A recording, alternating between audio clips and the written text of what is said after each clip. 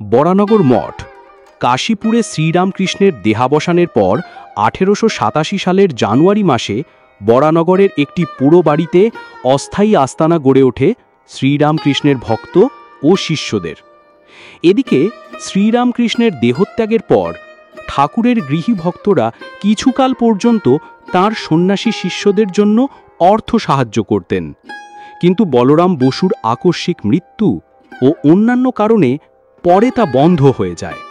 শ্রীরামকৃষ্ণের অনেক গৃহী ভক্তের সঙ্গে শ্রীরামকৃষ্ণের শিষ্যদের যোগাযোগও কমে আসে। নরেন্দ্রনাথ দত্ত রামকৃষ্ণ পরমহংসের শিষ্যরা আনুষ্ঠানিকভাবে সন্ন্যাসব্রত গ্রহণ করেন আটপুরের এক পোড়োবাড়িতে। শ্রীরামকৃষ্ণের ত্যাগী শিষ্যদের অনেকেই সেকালের কলকাতার নামিদামি স্কুল কলেজের ছাত্র ছিলেন, যারা অনায়াসে আর 5 জন বাঙালির মতন নিজেদের স্বার্থ সুরক্ষিত করতে পারতেন, টাকা পয়সা রোজগার করতে পারতেন, সমাজে নিজেদের প্রতিষ্ঠিত করার লড়াইয়ে জড়িয়ে পড়তে পারতেন।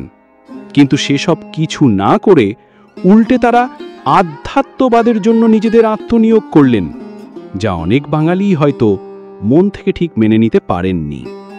শ্রীরামকৃষ্ণের প্রিয় শিষ্য নরেনের মধ্যে তখন যেমন তীব্র বৈরাগ্য দেখা দিয়েছিল, ঠিক তেমনি শ্রীরামকৃষ্ণের অন্য শিষ্যদের মধ্যেও তখন জ্বলন্ত বৈরাগ্য। কিন্তু কলকাতার এক শ্রেণীর বাঙালি তখন প্রকাশ্যে কি বলে বেড়াচ্ছিলেন তার কিছু নমুনা দিয়েছেন স্বামীজির ভাই মহেন্দ্রনাথ দত্ত।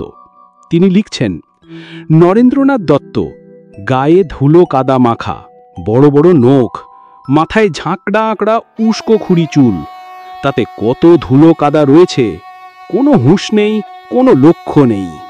বাগবাজারের বোসপাড়া লেনে নিবেদিতার বাড়িতে ফুলমালা দিয়ে সাজানো দালানের এই অংশেই তোলা হয়েছিল অন্যান্য শিষ্যদের সঙ্গে স্বামী বিবেকানন্দের ছবি। ছবির বাঁ দিকের কোণে এখন টাঙানো রয়েছে পুরনো সেই সাদা কালো ছবিটি। স্বামীজির এক বন্ধু সে সময় কি বলেছিলেন তা লিপিবদ্ধ করেন ভাই মহেন্দ্রনাথ। তিনি লিখছেন, দাদার এক বন্ধু প্রায়শই তার বন্ধু মহলে বলে বেড়াতেন, তাই তো হে, নরেনটা পাগল হয়ে বেরিয়ে গেল, এমন গানটা মাটি করে গেল, এত বছর গানটা শিখে গলা সেঁধে সব কিনা শেষে মাঠে মারা গেল। এই রকম নানান কথা উঠতে লাগলো চারপাশ থেকে। নরেনকে নিয়ে জমি উঠল ঠাট্টা তামাশা। আর যারা তা করতে লাগলেন তারা কেউ কিন্তু বাইরের লোক ছিলেন না, ছিলেন খাস কলকাতার ও কলকাতার আশেপাশের লোকজন। কেউ ছিলেন তার বন্ধু, তো কেউ তার প্রতিবেশী, তো কেউ বা ছিলেন তার খুব কাছের ঘনিষ্ঠ আত্মীয়। সাধারণের ভেতরে কথা উঠল, নরেনটা পাগল হয়ে গেছে, ওর মাথাটা বিগড়ে গেছে, কি বকে তার মাথা মুন্ড নাই, আবার বলে বেদান্ত, অদ্বৈতবাদ। আমরা তো কোনো কালে এসব কথা শুনি নাই বাপু। আর শিখেছেন কতগুলো বচনের ঝুড়ি, কাজকর্ম করবার নাম নেই, চাকরি বাকরি করবার নামগন্ধ মুখে নেই, এর বাড়ি ওর বাড়ি পেট ঠেসে আসে, আর কাজের মধ্যে কতগুলো ছোড়াকেও বকিয়েছে, সেগুলোকে নিয়ে কিরকম কিসব করছে, একটা কর্মনাশার দল করেছে। নরেন্দ্রনাথ, যিনি বিবিদিশানন্দ নামে সন্ন্যাসপথের প্রথম যাত্রা শুরু করেছিলেন ও পরে স্বামী বিবেকানন্দ নামে জগৎ বিখ্যাত হয়েছিলেন, তার প্রথম যাত্রাপথ মোটেও সুগম ছিল না। প্রতি পদে ছিল বাধা, কুৎসা আর ঠাট্টা মস্করা। কিন্তু যিনি ভাবী যুগ নায়ক হতে চলেছেন, জগৎকে নেতৃত্ব দিতে চলেছেন, তার কি এসবে মন দিলে চালে? তিনি এগিয়ে চললেন।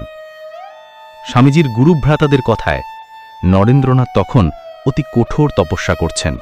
কি ত্যাগ, কি বৈরাগ্য, কি জপ ধ্যান, কি অধ্যয়ন, কি তেজস্বী বাণী, আর গুরুভাইদের প্রতি কি ভালোবাসা। ঠাকুর বলেছিলেন ও পথ দেখাবে।